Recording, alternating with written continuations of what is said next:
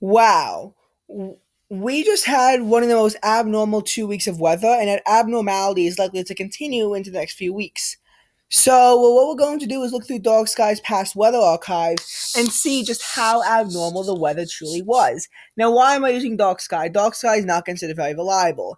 Well, the Weather Channel can be somewhat good for future predictions, and sometimes is accurate on their past weather archives, but not always. There have been times where I've seen them badly botch it up. Meanwhile, AccuWeather, I trust a fair amount of time, but they can also be a bit confusing.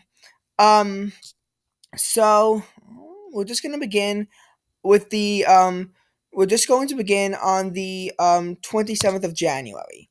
The 27th of January was nothing too unusual except for the fact that it was freezing cold, and this is for my location. But as you can see on the next Friday, you actually have a morning low of about 30 degrees. As you can see right here, just after the clock struck midnight, is your low temperature of 27 degrees Celsius, and it pretty much hovers around the freezing mark all day.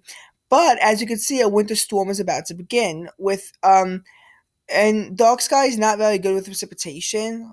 Of course, you had very calm winds, except at the very end where the real fields began to plummet. As you can see, it gets down to the teens. Whereas as far as the day, we're even a wind chill, including when the temperature gets up to a high of 34 degrees Fahrenheit. So you have snow, but it doesn't record most of it. But the snow is very minor in accumulation, especially because it's above freezing. And this is right before a significant blizzard is about to affect us.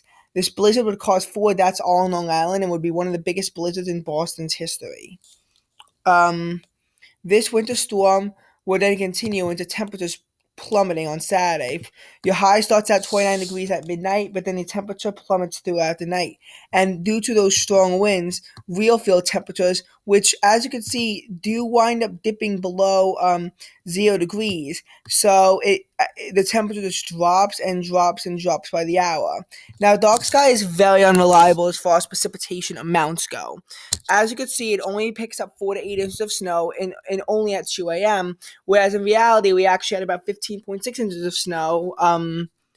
So sorry, when I set this up, I forgot to do the thing where it allows you to switch tabs. So I do apologize for that. You can also see the dew point temperature really begins to plummet, and the reason why we could have so much snow in the first place is because snow gets fluffier, which actually more than cancels out the fact that you have a lower dew point as the storm progresses. So in the afternoon, you actually have your low of 14 degrees, rising up to about 19, but then temperatures plummeting back down to 11 degrees by midnight. Um, Wind chills again at this point are really like about -5 degrees as you head into your cold wave on Sunday. And this is actually when Florida gets below freezing. Now temperatures do begin to recover. Real fields get back to being 0 degrees. Temperatures rise up to about 26 degrees. And by midnight you still are 20. Though, as the temperature plummets into Monday, getting down to 12 degrees, it really just cancels out a lot of that.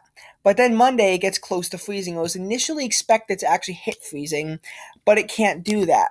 And then again, the day ends about 1 degree cooler than where it began. But Tuesday, as it only gets out to 17 degrees, it begins to make a serious warm up, with highs getting to 37 degrees. And on Wednesday, February 2nd, it would have a low of 29 and a high of 46, with again the winds calming down during the day, and also a bit of super humidity. Now, one thing I wanted to look at is the next storm, because now we're heading into the big winter storm that impacted the U.S. in the beginning of February 2022. So as you can see, the low, which is at 37 degrees Fahrenheit, is at midnight, and as it rains a bit, it warms up to 46. Now, unfortunately, I have to end the video here as my screencastify has a limit, so I'll make this into a two-part video.